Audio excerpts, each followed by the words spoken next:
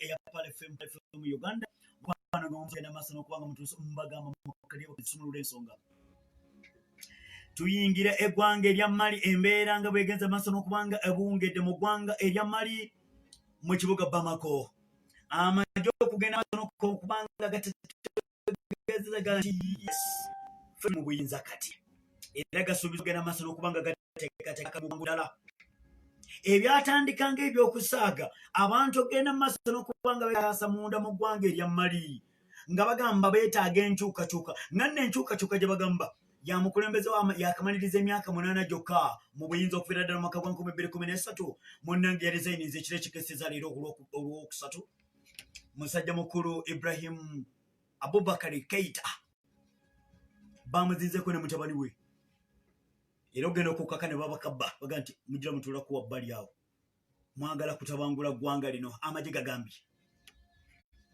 gatongera okubanga tufuna okuva mu kibuga Bamako ggwanga lya Mali gategeeza nti amagye omwogezi waago atutegeeza nagamba nti kino ekyaki tukozesezza nga twewala eggwanga leffe ogenda maaso n'okubanga liyiwa omusaayi ebbanga libadde nga tujja tubitunuulira nga tetwagala abantu baffe batandika okugenda maaso n'okubanga bayiwa omusaayi kwe kuvaayo kwe twavuddeyo tutaase omusaayi oguyinza okuyiika gye bujja okwewala ebyo byonna ono abadde avuddeko kalunsambulira tubadde tulina okumuteeka ebbali okwewala okuyiwa omusaayi y'ensonga lwaki road blocks zibadde nnyingi ekire kikeseza leero y'ensonga lwaki nti amaduuka gasiibye maggale bumulungi ampuliriza naawe andaba ku Facebook page enguudo ezikuyingiza mu kibuga Bamako eky'eggwanga erya Mali zibadde nga nzigale road blocks nga mpitirivu amaduuka nga maggale nga matono nnyo amaggule abantu balabiddwako mu bifo Mali bwe yali efuna obwetwaze abantu baasobola okugenda mu maaso n'okubaga nti wano kati nga balaba nti wali ekololo nsonga zijjukirwawo nnyo kati ne bannansi b'eggwanga erya Mali bagenze maaso n'okwongera okuba munnange nga bagamba babinuka masejjere bagamba buwanguzi w'amaanyi obwegenze maaso n'okuba nga tubutuuseeko amagye gasuubiza tugenda kukola enteekateeka transitional government civilian transitional government ebeerewo abantu bafune omukulembeze gwe baagala gwawuliriramu emirembe okwekalakasa kwe badde bagenda maaso n'okubanga beekalakasa kibadde kiraga nti tebalina mirembe omukulembeze gwe baalonda mu mwaka gwa 2018 balabika tebamufunyeemu mirembe twetaaga emirembe tukkiririza mu mirembe civilian transitional government enteekateeka zigenda kukolebwa bano basobole okubanga balonda omukulembeze waabwe gwe bawuliriramu emirembe kino kitegeeza nti eky'eggwanga erya Mali tekyawukanye nkyaggwanga lya Sudan ewa Omar el-Bashir tekyawukanye n'ekyeggwanga erya Algeria ewakulemberwanga musajja mukulu Abdelaziz Bouteflika era munange gwe omulungi ampuliriza African Union, yes, African Union. Kansooke neeyo. African Union. Abakulembeze bagamba kyonna kyagenze maaso n'okubanga kyakoleddwa mu ggwanga erya Mali si kirungi. Era chairman wa African Union mu biseera bino Cyril Ramaphosa ye mukulembeze w'eggwanga erya South Africa.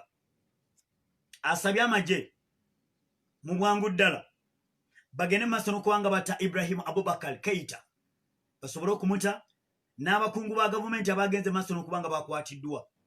UN Security Council egamba Mama Africa Sonko Musa Sozi Muhammad Aluna ali ku kamera. UN Security Council olunaku olwaleero ettudde okutandika okutunuulira ebiyinza okuddako mu ggwanga erya Mali olw'oluvannyuma lw'amagye ogenda maaso n'okubanga gateginze over ne gamwamulako omukulembeze Ibrahim Abubakar Keita. Tulindira tulabe UN Security Council kikyegenze maaso n'okwongera okubanga ejjeeyo byenajjayo betujja okugenda maaso n'okubanga tukuwa eggwanga lino erya Mali ggwanga liri mu ddungu era ng'eggwanga lino mu nsi yonna limu ku mawanga amaavu gannakunkunye dda. Amagye gagenze maaso n'okuba kugamba obuyinza obugenze maaso n'okuba nga bubeerawo mu ggwanga erya Mali, amagye gagenda maaso n'okuba nga gatekinga over mpola. Era y'ensonga lwaki nti olaba nti obubinja buno bw'abatugumbuzi bugenze maaso n'okuba nga bukozesezza omukisa munene okutaataaganya eggwanga lino okusigala nga likyali lyavu. Amagye galina komiti yaago, National Committee Salvation for the People. Amagye gagambye nti ffe tetwagala buyinza, tetwagala mutufune bubi. Bannansi b'eggwanga erya Mali, African Union, UN Security Council, ffe tetwagala buyinza wabula tukuuma ggwanga lyaffe obutagenda mu kwekalakaasa, obutayiwa musaayi.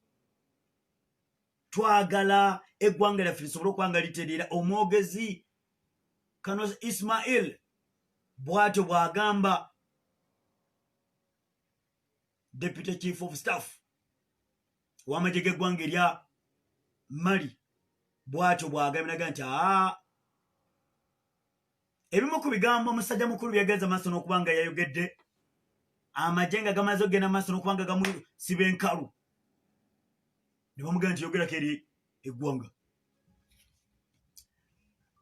Nagamba sobola kuleka ggwanga lyange abantu battingane, omusaayi guyiike, n'ensalawo n'enkita tawulo n'engita.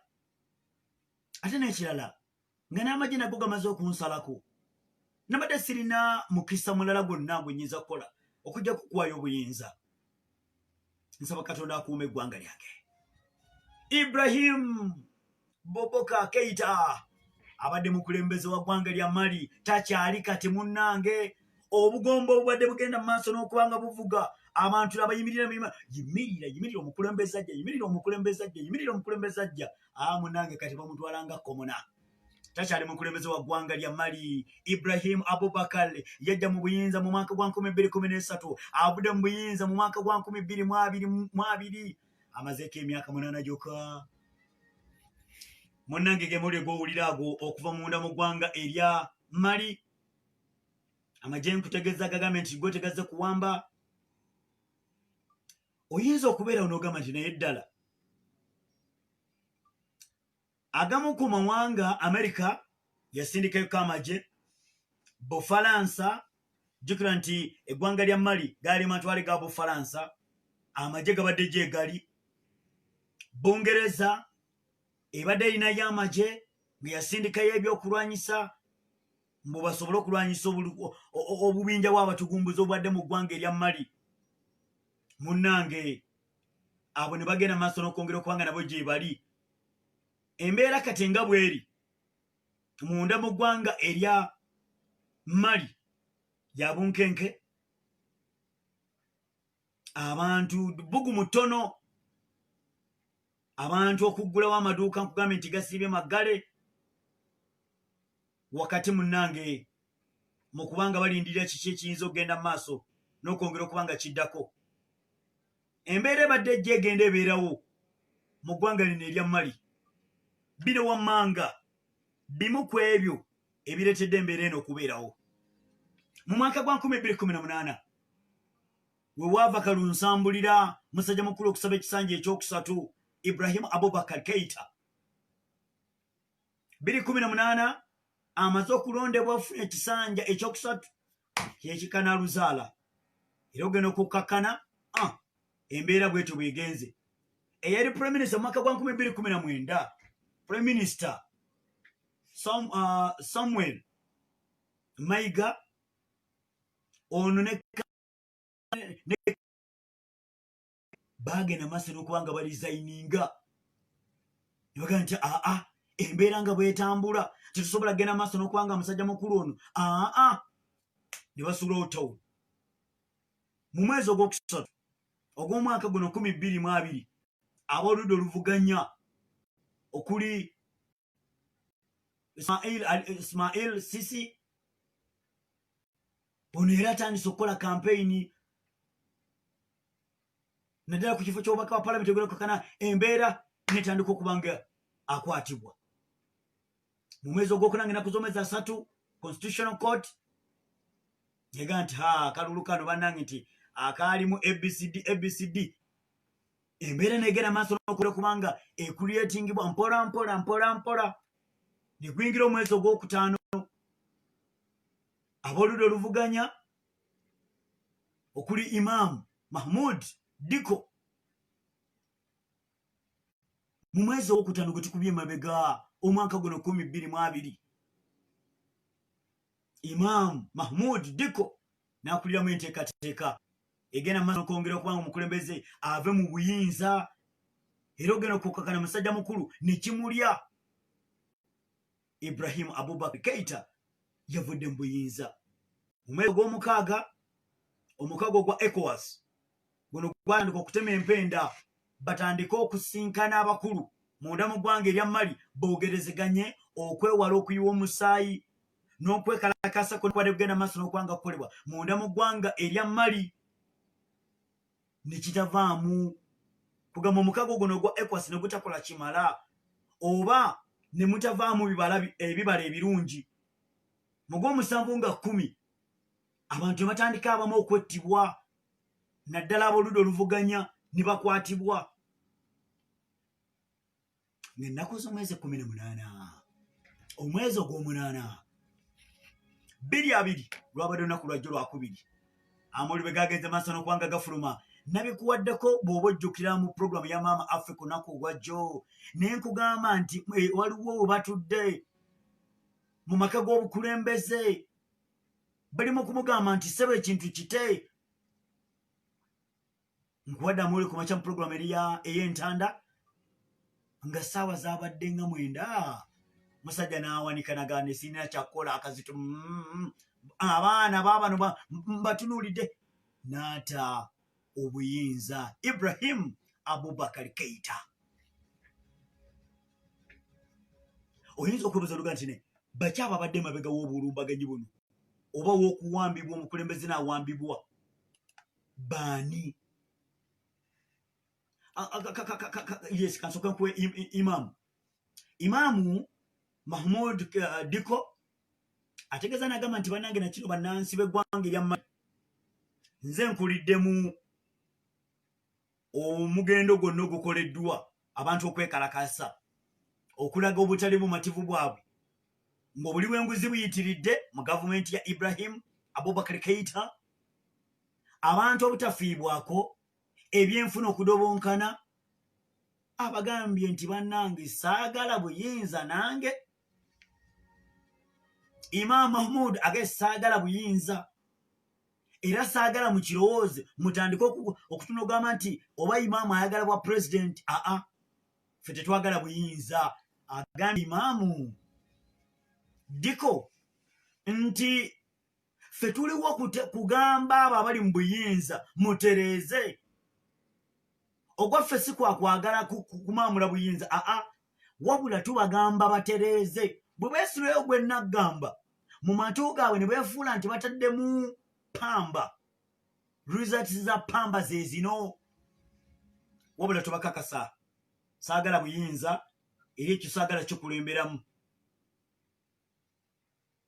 siyinza gamba oba ndi musanyufu oba avuddeko ekikulu nti tubadde tulina message gye tusindika gye bali nti waliwo ebitatambula bulungi mubitereeze abantu banyigirizibwa mu malwaliro temuliimu ddagala enguudo sinkole nga ffe baimaamu ekyo kyekyaffe tetwagala buyinza saala bera kulembeza eggwanga lya Mali Imam Mahmoud Keita Diko agendaga nti abakungu bajja ne tutuula ne twogerezeganya naye ne balema okukyusa nze okutandika ogamba nti Ibrahim Abubakar Keita ave mu buyinza aresigninge ng'ebimu ku ebyo bye tulaba bye bateekeddwa okukola tibabikoze biganye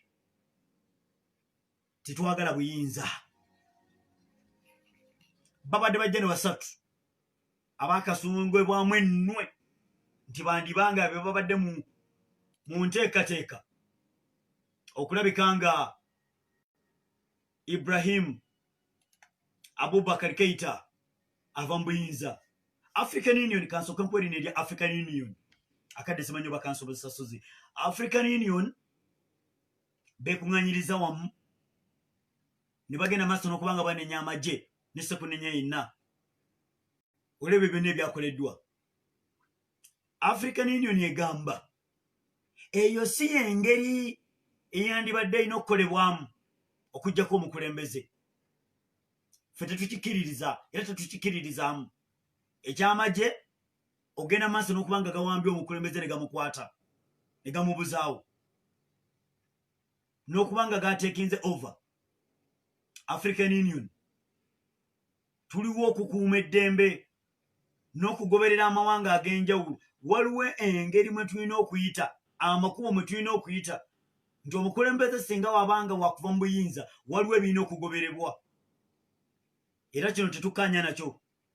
Tusaba bonna abakulembeddemu okumaamulako gavumenti, abakulembeze bateebwe n'abakungu ba gavumenti bateebwe, tulabe embeera eyinza okuddamu okugoberera amagye mwakulembeddemu okuwamba gavumenti.